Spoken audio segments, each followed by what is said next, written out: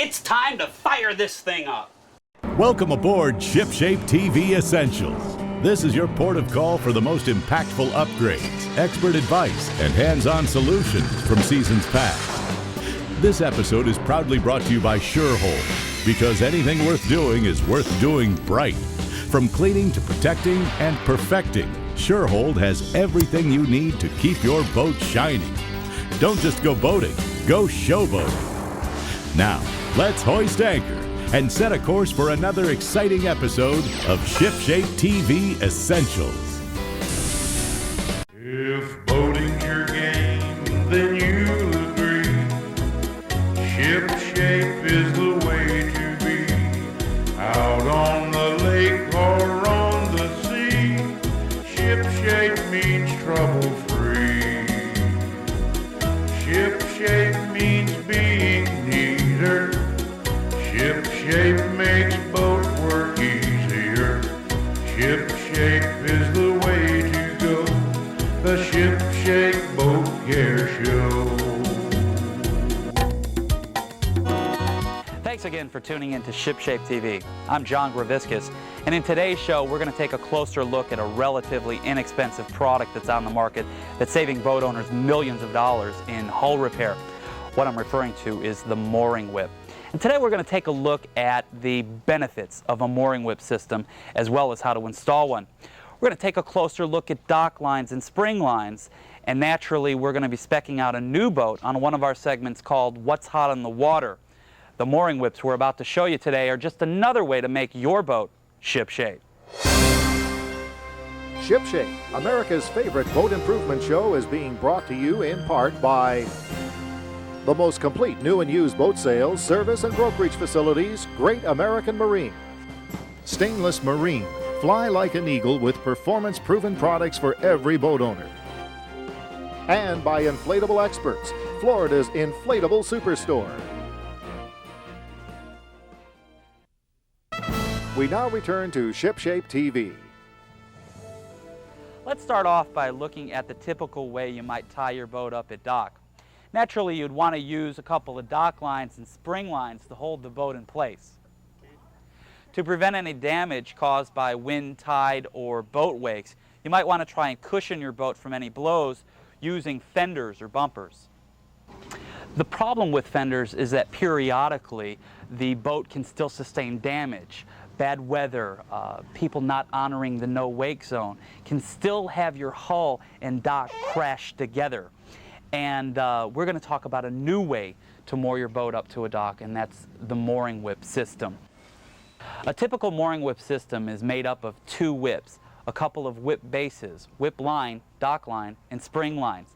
The manufacturer of this particular system is Mooring Products International, located in Ormond Beach, Florida. And with us today is Gordon Swire, the president and CEO, to explain how it works. Unlike fenders and bumpers which try to cushion the blow of a boat hitting the dock, the mooring whips continuously pull the boat away, creating a safety zone of between 4 and 5 feet. This safety zone keeps your boat from continuously pounding back and forth against the dock. The roller tips located at the end of the mooring whips and these whip cleats are convenience features which allow for easy retrieval of the boat for boarding. The spring and dock lines are an important part of the system as well. The dock lines prevent the boat from moving too far away from the dock, and the spring lines keep the boat from moving too far forward and backward in the slip. During installation, the dock, spring, and whip lines are permanently set up. When a person wants to board the boat, they simply release the tension from the whip line at the whip cleat, making the boat free to come to the dock. Then all you need to do is remove the dock lines, and you're free to go. When returning to the dock, just put the dock and spring lines back to the boat cleats, and as tension is applied to the mooring whip line, the boat will again pull away from the dock. It's a great system, Gordon. What tools are we going to need for today's project? Well, John, we're going to need a drill, a 9/16 drill bit, 2 1/2-inch wrenches, a pencil, basically any tools that people have at home. Well, while we're gathering up our tools, let's take a look at one of the new boats being offered.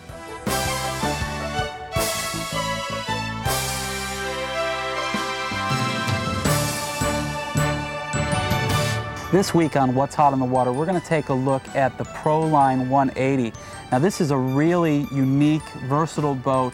This is the type of boat that you can get your family involved in and yet still have the versatility of the backwater fishing with the flats boat. And with us today is Randy Inch, the General Sales Manager of Great American Marine, to tell us about this unique boat. Randy, tell us about it. Well, the 180, as you said, was basically mirrored off of the 183 Proline flats boat. As I've said to you before, that's a great boat for you and I to go fishing on, but it's not much of a boat for the family man. They took the 180, big 8-foot beam, 18 foot 10 inches overall length, has roughly an 8-inch draft on just the hull itself, and put some freeboard on it. Made it into a center console, so she's a terrific family boat who wants to fish the backwater fishing. Well, you know, when you're talking about that big freeboard and you're talking about having a bimini top for a little bit of shade for the family, you're talking about some safety issues, but Proline goes a little bit farther on those safety issues. The flotation that Proline puts into all their boats, tell us about that, Randy. Well, Proline, number one, is an NMMA certified boat. All of the Prolines are, from the small boats all the way up to the large one. The NMMA is the governing body above the boat manufacturers, and a little bit stringent requirements above and beyond what Coast Guard requires the manufacturers to do. Proline does foam fill everything 21 foot and down with what they call basic level foam flotation, which is required by the Coast Guard. But we also foam fill all of our boats, all the way up to the big 3400 Bimini. The foam flotation obviously does the obvious safety thing of keeping the boat with you if a problem arises, but at the same time it also adds structural strength down below because you fill these cavities with foam, and also creates a sound deadening property from the water slap underneath the hull itself. When you're talking about the fiberglass stringer system, you're talking about giving the boat some rigidity, but yet really cushioning the ride. So you're going to get a nice, soft, dry ride with this particular boat. What kind of fishing options does it have on it? Well, she comes with live well. She also comes with a 65-quart fish box. For the fishermen, there's rod holders and so forth, so she comes pretty well rigged for the backwater fishermen. Now, what's this about the electronics? They really make it easy for you to hook up your electronics. Correct. Proline's one of the few manufacturers that will put a bus bar at the helm and at the transom. A lot of manufacturers do that, but Proline goes one step farther by putting in a labeled bus bar. It's labeled for the VHF, it's labeled for the depth finder, it's labeled for accessories. So when you pull the helm panel off and you're hooking up a piece of electronic, you can tap it right into that bus bar and hook it right up to where it's labeled at, and you know that you've got it hooked correctly and it's wired right to the switches. Now you've got a 90 horsepower engine on this, Randy. What kind of speed can we expect? Well, with the 90, which is basic motor for it, she'll run mid-40s, 45, 44 mile an hour speed. You can upgrade it to as much as a 120, a 115 that's in the boat behind us. Will push the boat over 50 miles an hour. So she's a good performing boat with either one of those power packs. Let's face it, this is the reason a lot of people move to the west coast of Florida is to fish the backwater, and this is a perfect boat for that. Absolutely. Let's talk real quick price on the boat. Well, this boat behind us with the fish package, convenience, Bimini, and this has a 115 Ocean Runner on it. You can get into the boat for around $17,000. Fantastic. Now, Randy, how do we get to a Great American? You've got two locations, one here in St. Pete, one down in Sarasota. Correct. How do we get here? We're here in the Pasadena area of St. Petersburg. We're located at 6810 Gulfport Boulevard. We also have our marina in Sarasota that you mentioned, and that's at Tamiami Trail, about a mile south of the airport. Thinking about a flats boat, but the family doesn't allow it, you might want to consider the 180 Proline and talk with Randy Inch at Great American. You'll be glad you did.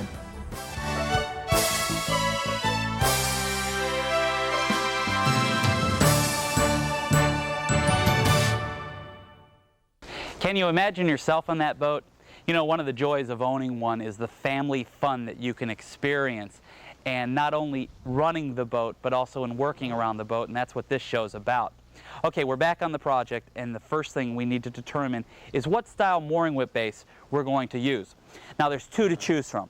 The first one is the deluxe style base, and what it is, it's made out of marine grade aluminum, and it's for a low profile style boat.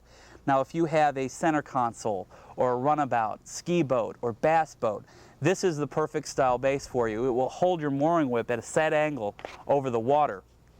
The second base here is the ultimate system base, and what it has is a rocker arm. It again is made out of marine grade aluminum with the rocker arm, and it will pop your mooring whip straight up. Now, why would you use this? If you have any superstructure on the boat, say you have a fish tower or a sailboat mast and rigging, that's what this particular base is for.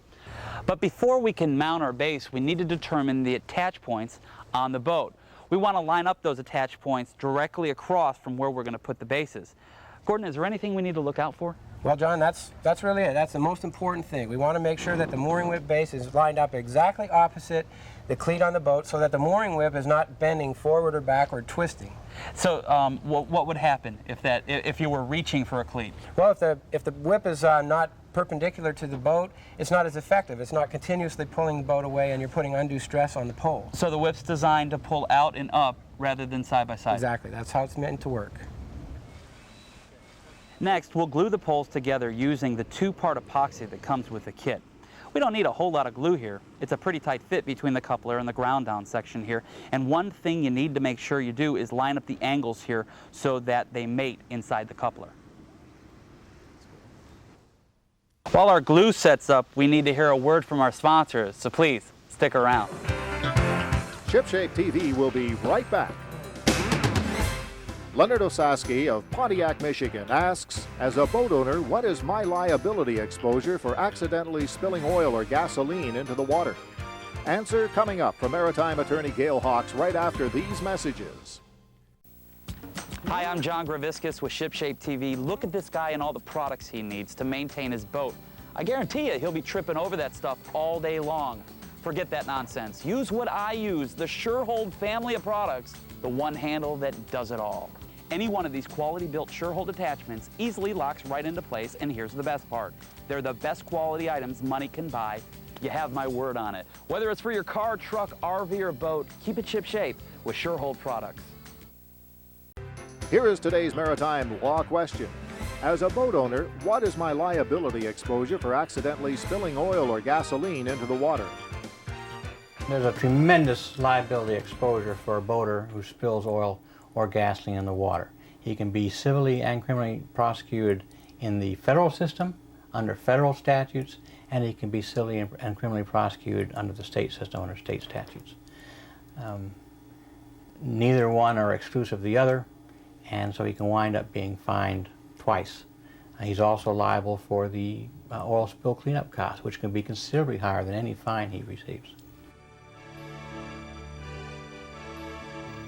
If you have a question for maritime attorney Gail Hawks, leave it with the ShipShape TV memo board on the World Wide Web, www.shipshapetv.com.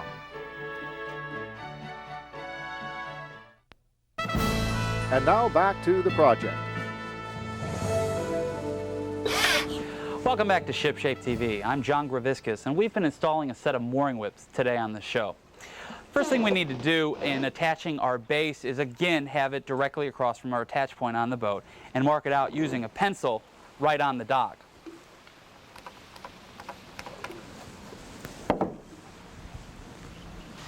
Now that that's done, we need to drill out our holes using a 9/16 drill bit along with a cordless drill. And the reason I like to use a cordless drill around the dock is it eliminates any chance of a power cord falling into the water.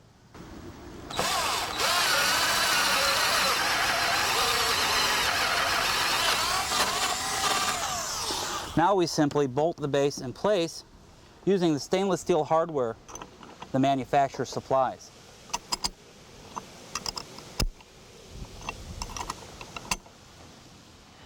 The next thing we need to do is place the bottom end of the pole into the base and rotate it until the roller tip at the top is perpendicular to the water. There we go. The next thing we're going to do is attach our whip cleat. What we're looking for is a comfortable position on the pole, and again, we'll mark it out with our pencil. Next, we'll remove the pole from the base and attach our whip cleat. Let's examine one of these poles. Now, they're made of solid fiberglass, and they have a specifically designed taper that will actually increase the amount of flex as resistance is exerted. Pretty cool if you ask me. Well, the next thing we need to do is attach our whip line to our whip. And we're going to feed the bitter end of the line through this roller tip here and walk her all the way down to our whip cleat. Now down here we need to tie a bowline. Let's take a closer look at how to tie this knot.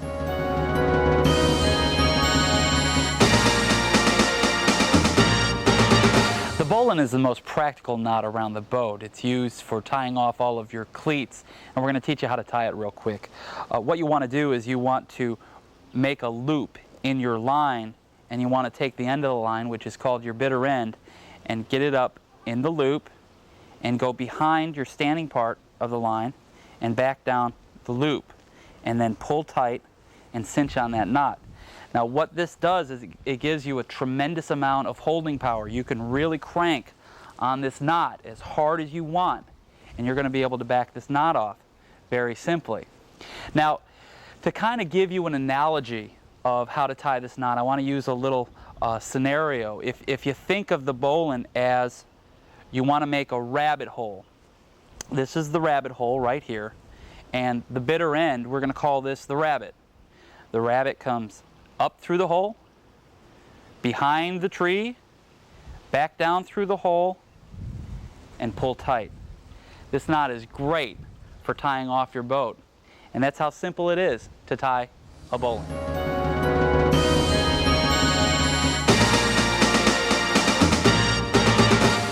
Once we've mastered the bowline knot, we need to attach it to our boat cleat. Running it through the center, wrapping one end of the horn and the other end of the horn of our cleat. Let's apply some tension to our mooring whip, and really you want to reef down here to get the boat away from the dock, and then we'll temporarily tie off on our whip cleat. And then we'll take a pencil and mark our line, so when we tie up, we can be consistent every time. Next, we'll tie a bowline where we mark the line, and again what we want to do is take our bitter end up through, around, and down, but this time we want to feed a lot more line through, giving us a loop of about 3-4 inches in diameter.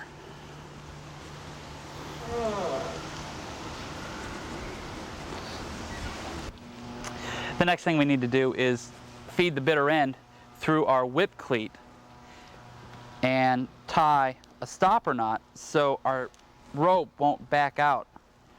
And let's check it out here. Yeah, that seems good. And again, we're going to tie it to the boat. Gordon, can you help me out there? Sure thing. Well, this looks like a good time to take a break. Please stick around. Here's what's coming up next on Shipshape TV. Why wax when you can pro polish? This premium protective wax from SureHold can be used on virtually any non-porous surface, such as cars, boats, RVs, home equipment, and more. Pro Polish is scientifically formulated to repel water, provide a deep, high-gloss shine, and protect surfaces from the effects of UV rays, salt water, and other harsh environmental elements. Unlike traditional waxes, Pro Polish contains no talc or fillers, which means easy wipe-on, wipe-off performance that doesn't clog up microfiber towels. Enjoy a new way to protect with SureHold's Pro Polish. SureHold, clean and simple. We now return to Shipshape. Welcome back to the show. We're to the point of the installation where we're going to be setting up our dock lines and spring lines. Gordon, what do we do? First thing I'd like you to do, John, is hand me the dock line. Okay. Now, what is the dock line for? This dock line, when we get it attached to the boat, is going to determine how far away the mooring whip is going to pull the boat. So the boat ideally is going to sit 5 feet away from the dock. That's that safety zone. That's correct. That you were talking about. That's correct. And what that does is allow for tidal fluctuations, keeps that boat a safe distance away, even when the tide changes. When the boat goes up and down, the whips will bend and automatically keep it out there. Now, we get a pretty good tide here. We're in Singer Island today in Palm Beach County, and they get a pretty good tide. Is 5 feet going to be enough to accommodate that tide? 5 feet will be plenty. What happens is the mooring whips then will take up the slack. The rubber mount and the spring loading on the whips will keep it out there. So we attach it to the stern cleat first? That's correct. And I'll do that now.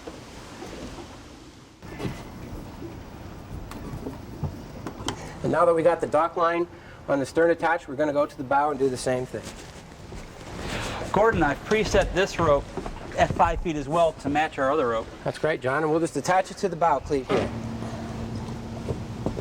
Now we need to attach our spring lines. I was hoping you could show us how to do that. That's right, John, and that's the next most important thing. Now what's so important about these spring lines, Gordon? Well, these spring lines are designed to keep the boat from moving forward and backward while it's attached in the slip. So what we're trying to do is keep our attach points in front of the whip bases. That's correct, John. We're going to attach this one to the stern cleat, and that's what it'll do, and then we'll do the same thing to the bow. Now, is there any special knot that we need to tie down there, Gordon, or are you just doing a loop? Just doing a loop, John. Just use the bowline knot, tie a loop onto the cleat. The tension of the whip will hold that on there taut. So now can you show me how to do the bow? Sure thing. Let's go up that way. Now you set this rope up here and attached it to this piling. That's correct. What we're trying to do is we're trying to stretch these lines out as far as we can. The longer the spring lines, the better. The less motion we'll get forward and backward. Fantastic. We can just reach over and attach it onto this cleat. Again, the tension when the whip is attached will keep all those lines taut. That loop won't go anywhere. And finally, we need to attach our whip lines. John, the same thing. We just attach the mooring whip line to this cleat underneath here. And you'll see that the tension will start automatically pulling the boat away. So this is creating that safety zone that you've been talking about. That's correct. Let me hand you this one. And that pretty much does it. We're pretty well set. That's right, John. This one attaches on the same cleat. You'll notice that the tension is going to start pulling the boat away from the dock. Mooring whips can be installed on any wooden dock, floating dock, transom, seawall, or dive platform. The reason you might consider putting them on a boat is if you have a personal watercraft or jet ski, it'll keep the two crafts from pitching and rolling against each other. Now, they come in a variety of sizes, accommodating boats anywhere from 12 to 75 feet or 500 to 72,000 pounds. The life expectancy of the whip is anywhere between 10 and 20 years, and they come with a full 5-year factory warranty. Now, I'd like to again thank Gordon Swire from Mooring Products International for helping us out on the project, as well as Dick Beck for the use of this home.